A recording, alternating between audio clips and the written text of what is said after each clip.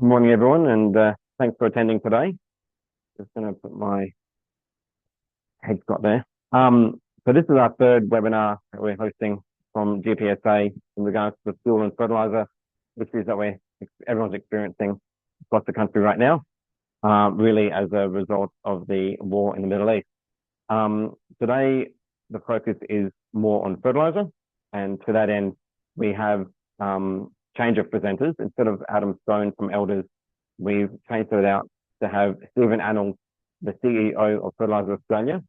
He'll give us an overview of the situation across the country.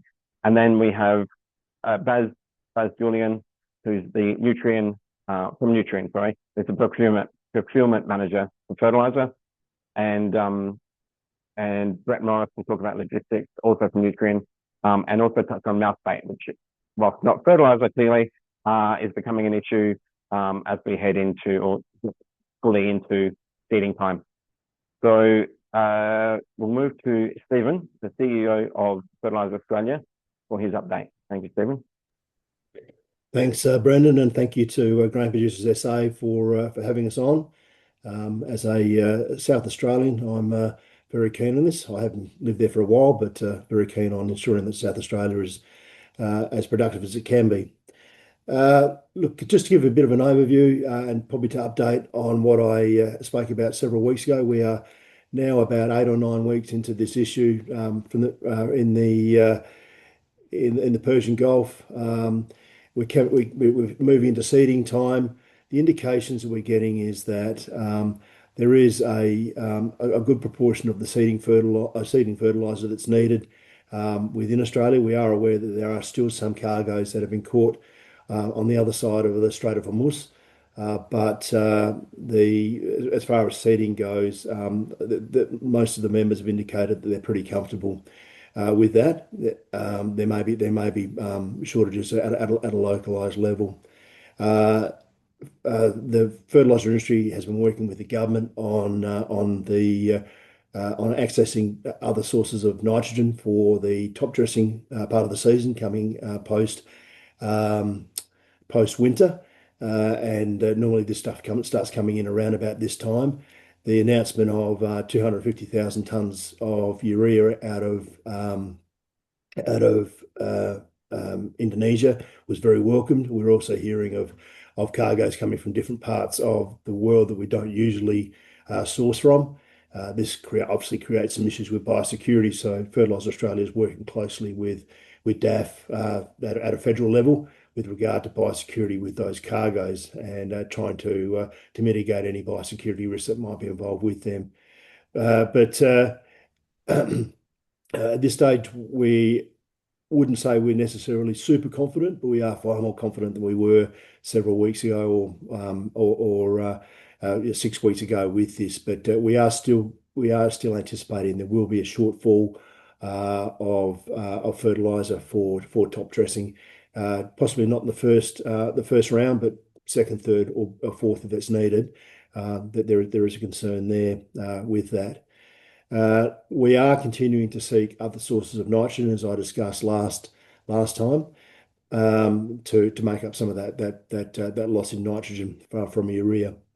But obviously, with 60% of Australia's urea come from the Straits of Hormuz, it's a big gap to fill. If we consider that there's about bit over 3 million tonnes of urea that's used in Australia each year, that's 1.5, 1.6, 1.8 million tonnes of urea that we are short.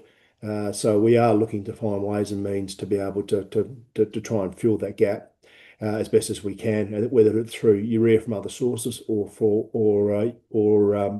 nitrogen from other fertilizers. Look, we continue to encourage growers to do what they can do on farm as well. Little things like getting a soil test done, understanding what nutrients you already have in the soil, and what more you need for your crop is very important. And look, even in a good year, in a normal year, that's a very good way of being able to optimize your fertilizer usage. If you can speak to your retailers, they have Fert accredited advisors the Fert Care accredited advisor will provide a soil test, which is based on, so we'll provide a recommendation which is based on a soil test. Little things that growers can do are the use of inhibitors. Inhibitors will assist in making in the release of slowing the release of nitrogen from the fertilizer, but also can extend the shelf life of that nitrogen fertilizer. And the last one that they can look at is biostimulants. Biostimulants work with the soil and the plant and the fertilizer itself to try and optimize that either uptake into the plant or what it actually does once it gets into the plant, as well as assisting the soil as well. So these things aren't going to necessarily fill the gap, but it will optimize the fertilizer that you have. But we encourage all growers to speak to their suppliers and talk to them about availability, and if there is availability to contract that fertilizer. The message I've been getting is to growers is that if you don't have a contract, particularly in this year, it may be difficult for you to get fertilizer at short notice. Thank you. Stephen, that's good advice. Now I'll turn to Baz and Brett out at Nutrien there. So, if you're on there, Baz, 1 second, mate.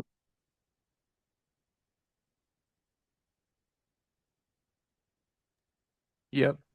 Sorry, give me one. You're up.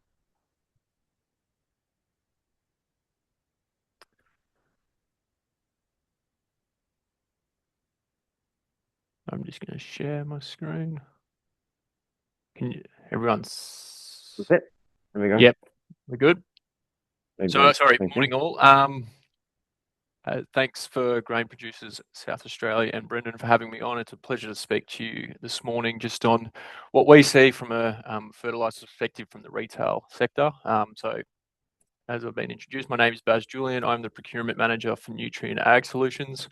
Just a disclaimer, what I am going to speak about today is from Nutrien Ag Solutions Australia perspective only and not from our Nutrien global team, as I cannot really comment on Nutrien fertiliser manufacturing or production. My views are from Nutrien only and not an industry or wider market point of view. For those unfamiliar with Nutrien's fertiliser model, where we sit in the Australian fertiliser market, we are a little bit unique. We operate in both the East Coast and West Coast model. On the East Coast, we are retail only. We work with our third-party suppliers who import fertiliser from the international origins. We do not import fertiliser ourselves for the East Coast. On the West Coast, Nutrien will import fertiliser and maintain relationships with international suppliers. As South Australia sits in our East Coast model, some of these points I'll talk about today are more tailored towards that East Coast model. So the Australian fertiliser market, from our perspective, continues to grow, with growth mainly coming from the nitrogen product group, in particular urea. Australian market did around 3 million tonnes of urea in 2025. As this market changes, the challenges are coming from the shifts we're seeing and the trends we're seeing in Australian domestic manufacture and versus import trend. The slide on the screen is actually from 2024. If you look at 2025 and 2026, it's more so going to be a total of a 90 to 95% import model. Our market continues to move more away from our domestic manufacture and more towards the import model. When products and markets move more towards an import model, we see volatility in price and supply. Right now, we're seeing volatility in both price and supply due to our ongoing conflict and our heavy reliance on the import model, in particular urea. And then other markets such as SOA and SSP are probably moving towards that 90 to 95% of import model, with the likes of some domestic production shutting down on the East Coast, such as IPF with Geelong manufacturing plant shutting down at the end of last year. So Australia's been heavily reliant on the Middle East, in particular the countries that sit in the Persian Gulf that use the Strait of Hormuz to transit the product to our market. The percentage has changed, but it's roughly 60 to 70% of our urea is imported out of the Middle East. And the Middle East has been a stable supply option for the Australian market. The price has been volatile, however, product has widely been available year on year for the past few years. For 2026, the forecast for urea imports would have remained the same before the conflict. However, again, the Strait of Hormuz effectively blocked the Australian market and has pivoted to other origins. So more has been sourced from Southeast Asia and alternate origins such as Africa. So the true impact of the conflict is actually just beginning to show from an import point of view. Whilst the Middle East has been a stable supply origin for Australia, the sail time of 30 to 40 days from the Middle East to Australia's east coast has remained a challenge for our market. For example, vessels that would have left just before the conflict started would have only arrived into Australia's east coast within the past week or two. And we know that no fertiliser vessels that are destined for Australia have left the Strait since the beginning of the conflict. And our supply partners for the East Coast are looking for alternative sources such as Southeast Asia. But these markets have also been overwhelmed with other markets also competing in that region for available tonnes. And so this competition means we're going to be paying a little bit higher prices to win the tonnes. And with the retail market still achieving high prices, our market has looked at alternative regions to source tonnes. So the likes of Nigeria and Algeria are now live alternatives for Australia, which traditionally weren't a viable source of product due to uncompetitive freight rates. But considering the market's willing to pay higher tonnes to lock down product, these origins becoming a viable source. So yeah, Australia's done well to compete and attract tonnes over the past 8 weeks. Australia's also substituted urea for other products such as SOA ex-China. So from a total N perspective, we're actually probably ahead on import pace from January through to April on a 3-year average, and we're actually up year on year. So from our perspective, seeding urea and first top jet urea looks to be mostly covered for our market. But what now? The weather forecasts aren't filling the market with a whole lot of confidence about our season ahead. The price of all fertiliser remains a challenge on an affordability scale, and we're starting to see some reluctance to buy across all stages of the supply chain. So what this means, something has to give. Either the weather forecasts need to improve to give the market more confidence. There needs to be a price correction to occur to make fertiliser more affordable. And if there is more, as we move further towards that second top dress, with the reluctance to buy, means that the supply chain is going to be a little bit more challenged, and that a product availability does tighten the more the market's reluctance to buy persists. So what helps us as Nutrien is forecast and planning, understanding what is still required so we can be in a position to fulfill demand. These seasons require better planning as volatility on supply and price, it remains persistent.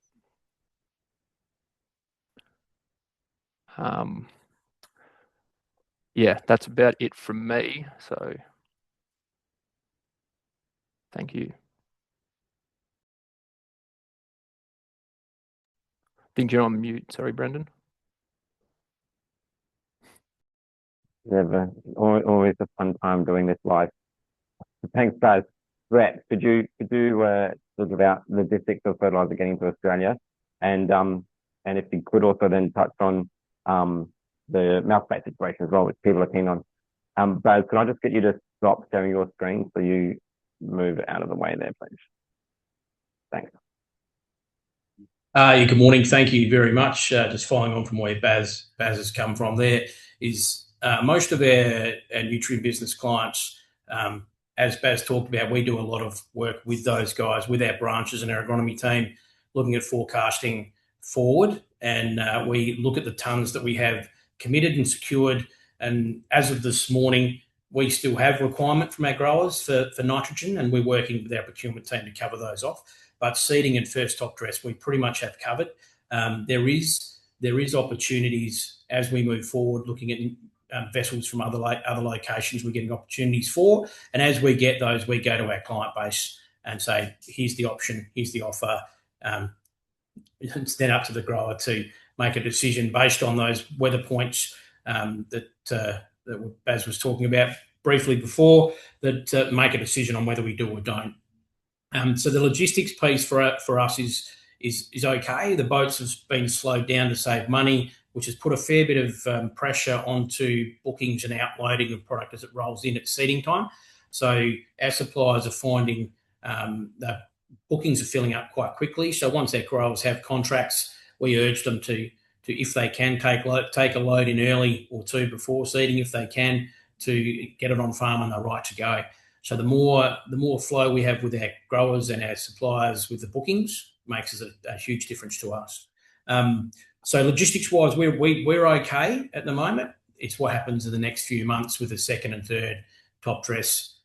If the weather conditions come along, and as we know with South Australia, if the demand is not there from the customers, any boats that do come will head to the east coast or to the west coast because of our port facility issues. Briefly on mice numbers, there's been a lot of reports in the media about mice and the plague, if you want to call it that, but the reports are varying in location. Top of the Eyre Peninsula, the mid-north, not so much from the Mallee, but it's very sporadic at the moment. We have supply. There's no issues with the Z25 bait. Obviously, there was a request for a permit for the Z50, which I believe has been still in discussion. Obviously, the Z50 bait gives us a better kill of mice, given that opportunity. But we've got supplies of our branches are all covered in the lower north and the west coast with mouse bait right now to make sure we can cover those off at seeding. Mice numbers, as we know, build quickly, which is if the conditions are right for them, and they have been with that early rainfall, that the mice numbers can build quickly. So we urge our customers and all customers to monitor their paddocks. Go and have a look. If you're unsure what to look for and how to look for it, please speak to your retailer, get our agronomy teams or whoever's agronomy team into your fields to have a look.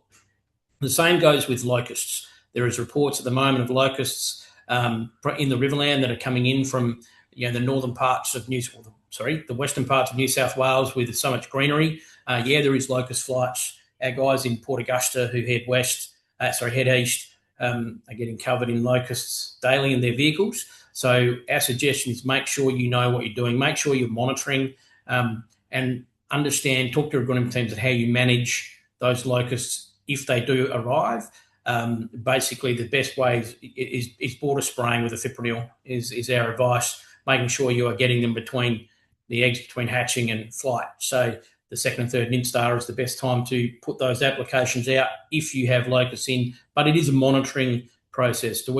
We are unsure where it's going to go. All our stores in the north, we have a centralised system that report locust flights, mouse numbers, insect flights regularly to make sure our agronomy team are up to date. So once again, please speak to your retailer if you're unsure. If you're in those northern parts, please monitor. And I believe on the PIRSA site, there's a reporting page for you to go and report if you've got locust numbers. So we urge you to do that. That gives more information to more growers across the state. That's about all I've got. Thank you, Brendan. Thank you, Brett. I'm just going to quickly try and find the I have a number for the locust as well. 1 second.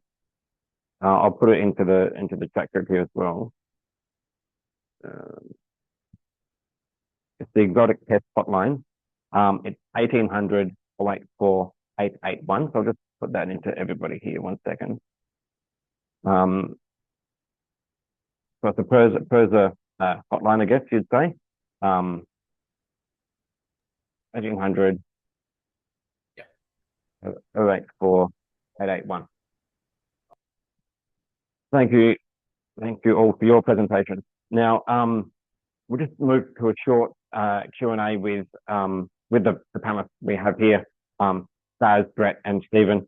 If anyone has a question, feel free to drop into the chat box.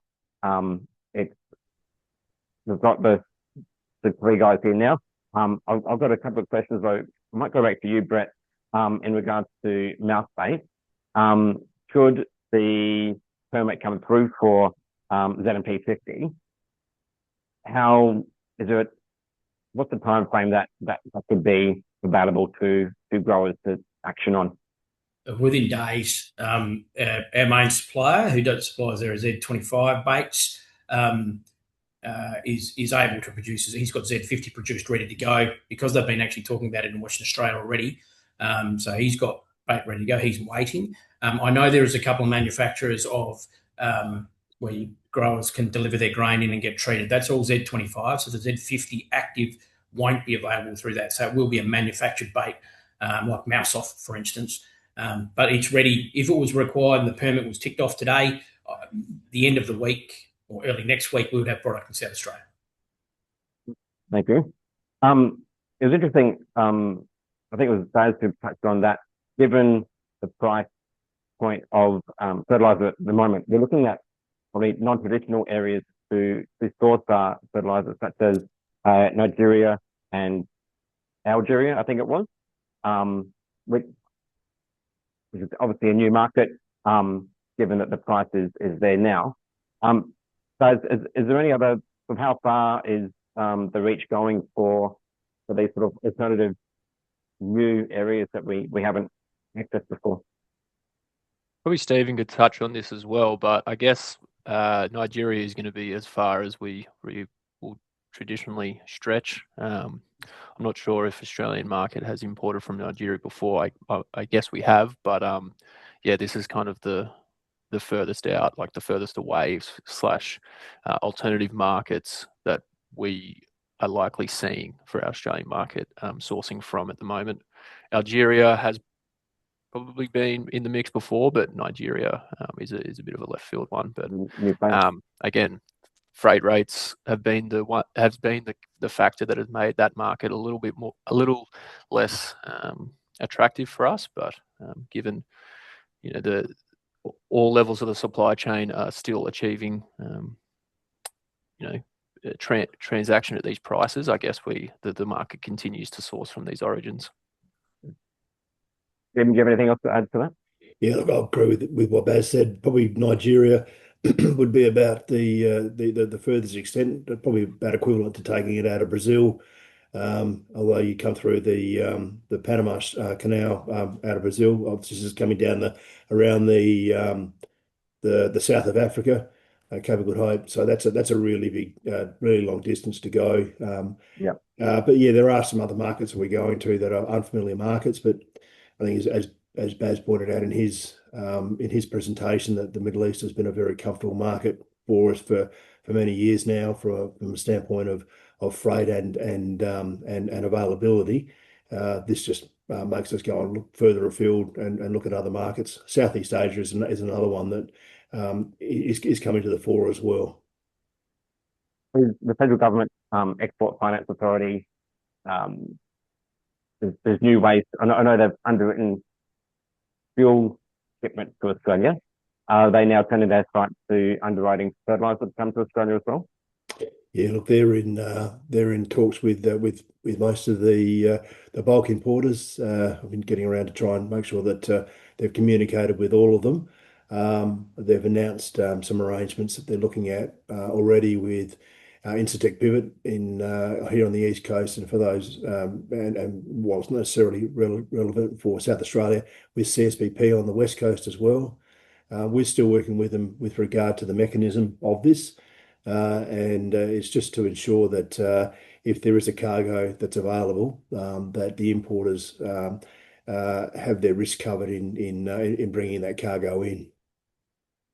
That's an important consideration for them. Just while I got you, Stephen, there, we heard that sort of seeding and maybe the first top dress sound like they're smooth supply of fertilizer for those doing that. And one of the tips that we heard there from Nutrien was that if you could take it on board on farm earlier, that you could.